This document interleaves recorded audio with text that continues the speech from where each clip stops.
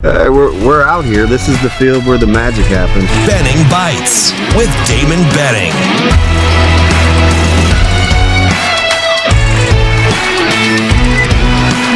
Benning Bites with Damon Benning. It is another episode of Benning Bites, fresh off a fantastic show with my main man, L3, Ravi Lula. Pretty good stuff. There's a lot to catch up on over the weekend. CWS, Nebraska's big recruiting weekend. Creighton finds its baseball coach, and like an ideal hire. Like that is, I'm still floored at that one. Committing to baseball, letting you know how they think about their program, which is pretty cool. Get a guy that's coming back to his regional roots, and looking forward to seeing how this transition happens with a coach in waiting. You don't see that a lot here locally, and I think the most famous one yielded some mixed reviews in the state if you go all the way back to the late 90s. But why do that? We don't live in the past. We move this thing on forward. Really fantastic stuff. We may have found a regular. I think we did in Tim Verghese.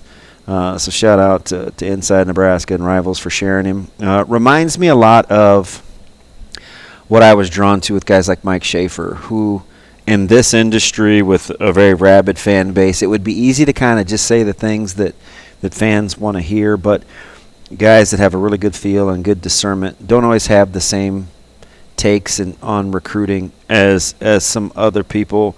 And again, another guy much like Mike J. Schaefer that goes to a lot of things and formulates his own opinion. So those are guys that we are really drawn to, and Tim was kind of a deep thinker.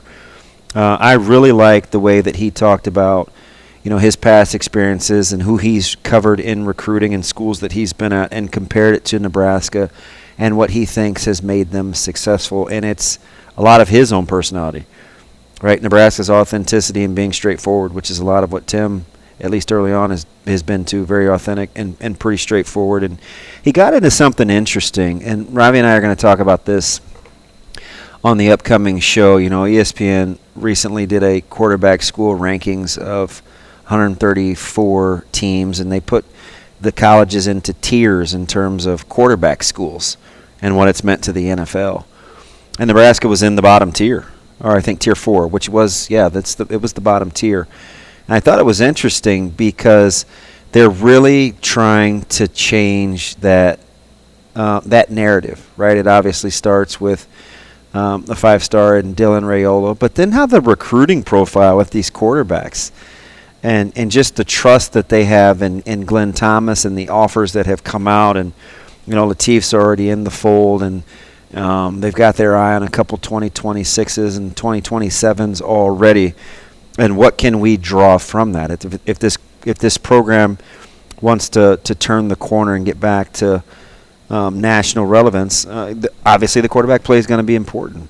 And just Nebraska's approach and how appreciative guys that cover recruiting are of Nebraska's approach, and will it pay dividends?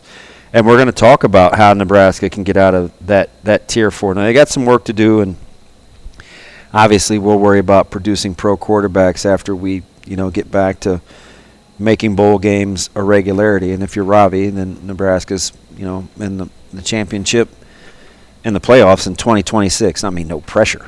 No pressure there at all.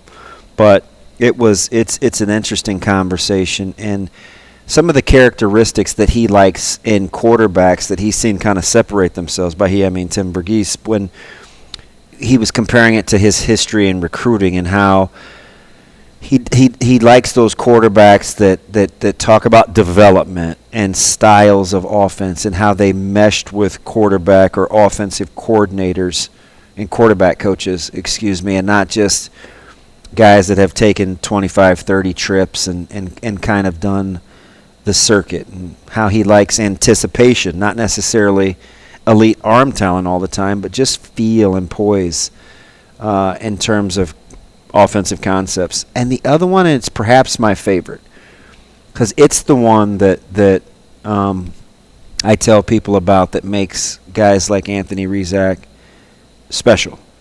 And it's that you can just tell if quarterbacks are guys that players are drawn to. that they want to be led by, that they enjoy being around.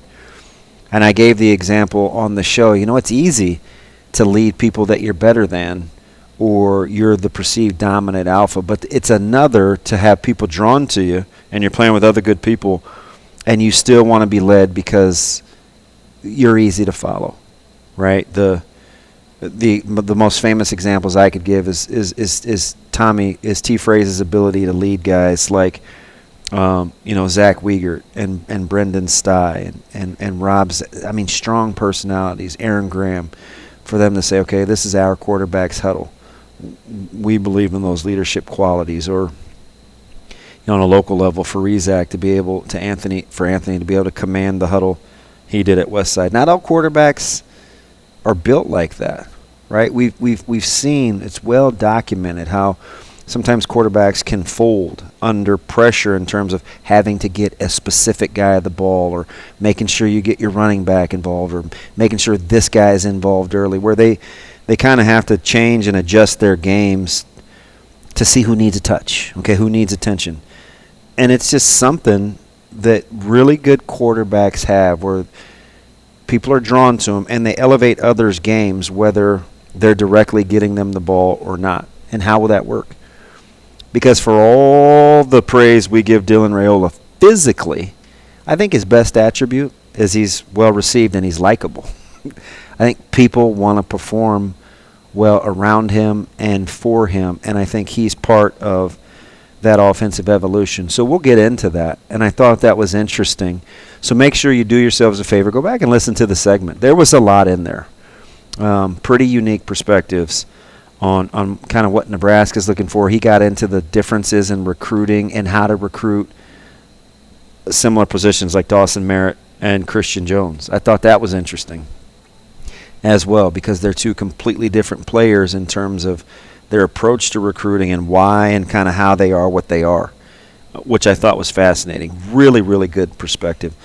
So if you're not following the show, shame on you. Do that. Be a part of what we're doing. ESPN 590 or ESPN Tri-Cities. You can get us on the good old-fashioned radio. That's always a good way. You can get us on Apple, Google, Spotify, TuneIn, Facebook, regular old X. Just be a part of what we're doing. You guys definitely matter. 888-638-4876. You can always call the show. Let's shoot the breeze. We know it's summer, so you can get a chance to ask us the questions that may not always be season-specific that you don't have time to get to because it moves so fast. Hit us up. We'll talk. It's another episode of Benning Bites.